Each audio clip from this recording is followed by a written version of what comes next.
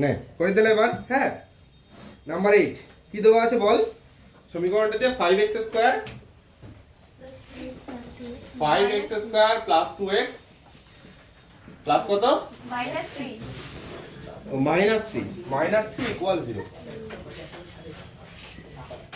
Equal 0। আচ্ছা, বলে দেওয়া আছে এই সমীকরণের দুইটি বীজ কি? দেখ দেওয়া আছে এই সমীকরণের দুইটি বীজ। হ্যাঁ, লেখ এই দ্বিঘাত সমীকরণের দুইটি বীজ। হ্যাঁ,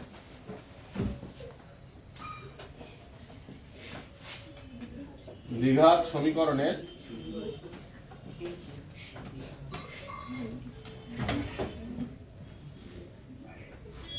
দুইটি বীজ কত হচ্ছে?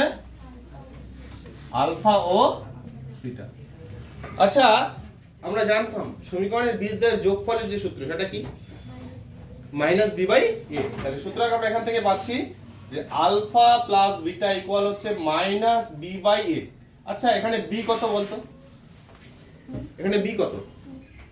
এখানে b হচ্ছে x এর সহগ মানে কত? 2। তাহলে মাইনাস তো থাকলো, উপরে হচ্ছে 2 আর নিচে a মানে হচ্ছে 5।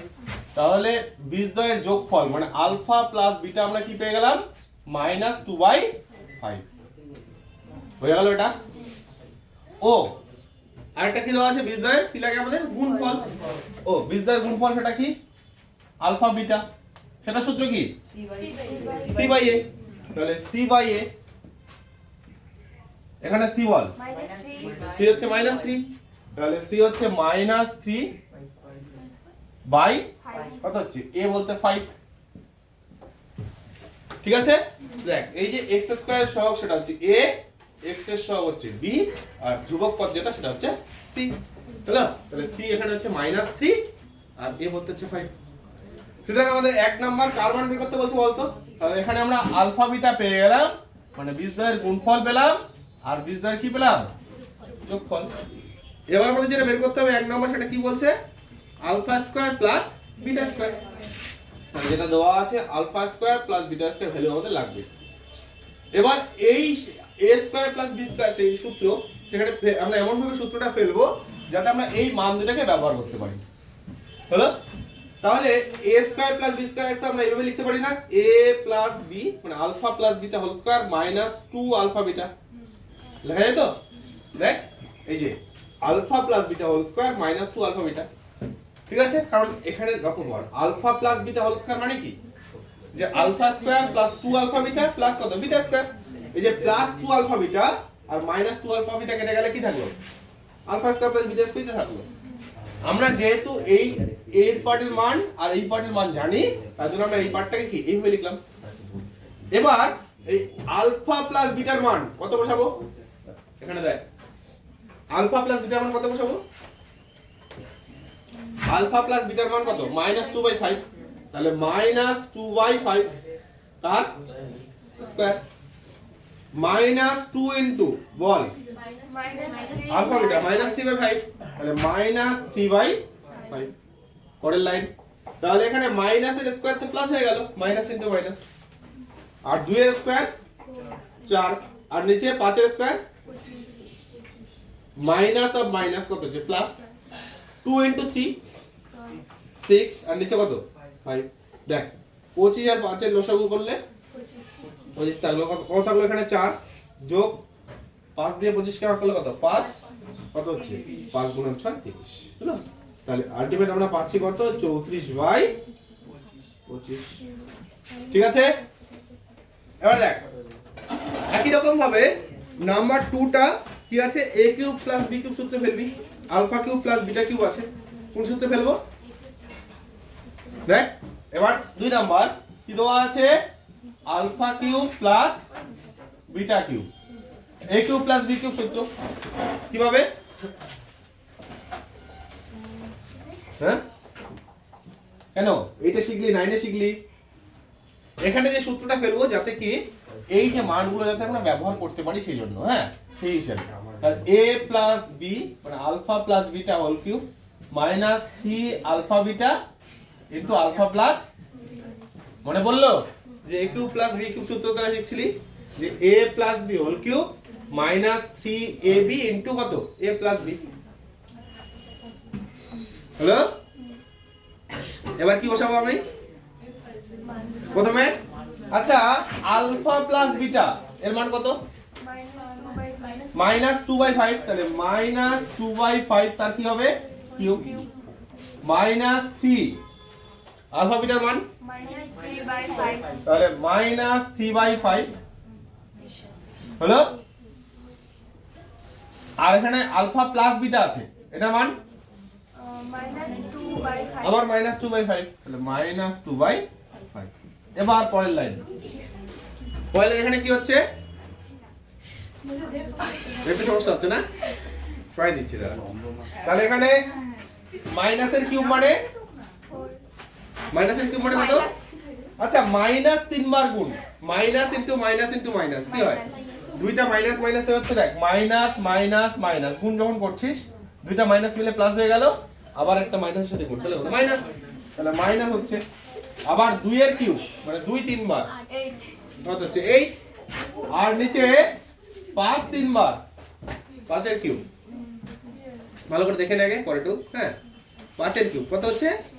125। তাহলে হচ্ছে 125।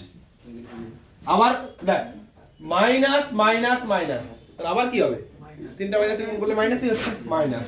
আর নিচে 5 গুণন 5 কত? 25। উপরে বলতো, উপরে কত হচ্ছে? দেখ 3 আর 3 9। হ্যাঁ, 9 গুণন 2 18, তাই তো? তাহলে উপরে হচ্ছে 18। আচ্ছা, এখানেও মাইনাস এখানেও মাইনাস, তাহলে মাইনাস থাকছেই। আর নিচে লসাগু কত হবে? 25 আর 125 এর লসাগু 125। তাহলে মাইনাস থাকলো 8 মাইনাস, আচ্ছা 25 দিয়ে 125 কে ভাগ করলে কত হয়? 5। 5 দিয়ে 18 5 18 90, তাই তো?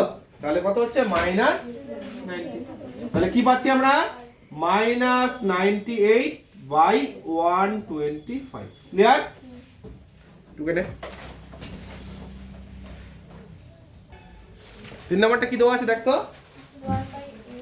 3 নাম্বার 1/1 আলফা প্লাস 1 বিটা। খুব সহজ, দেখ এটা লসাগু করলে কত হচ্ছে? আলফা বিটা, আলফা আলফা মিলে গেল কত হচ্ছে?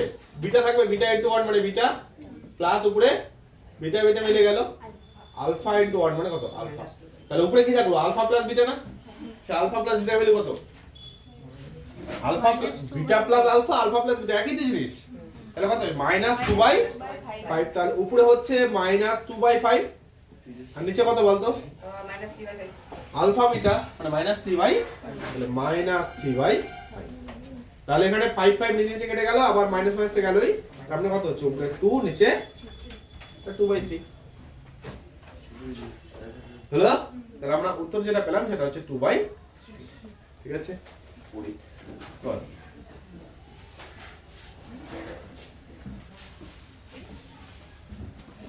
আচ্ছা, আরো একটা দেওয়া আছে তাই না? আরেকটা কি আছে বল?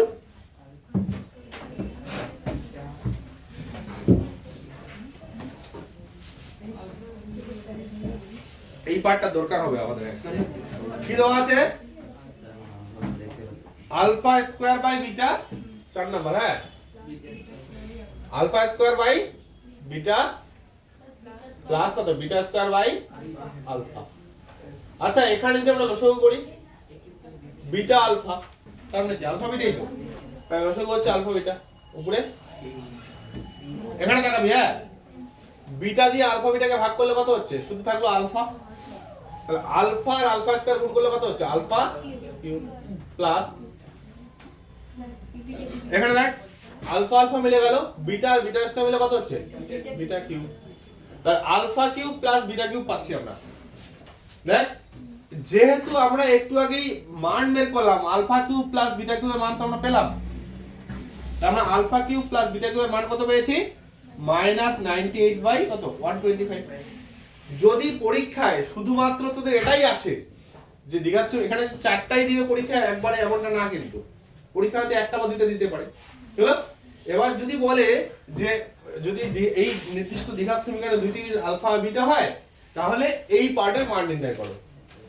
তাহলে কি তখন আলফা কিউব প্লাস বিটা কিউবের মানটা -98/125 বসাবি? এটা কিন্তু ডাইরেক্টলি বসাতে পারবি না।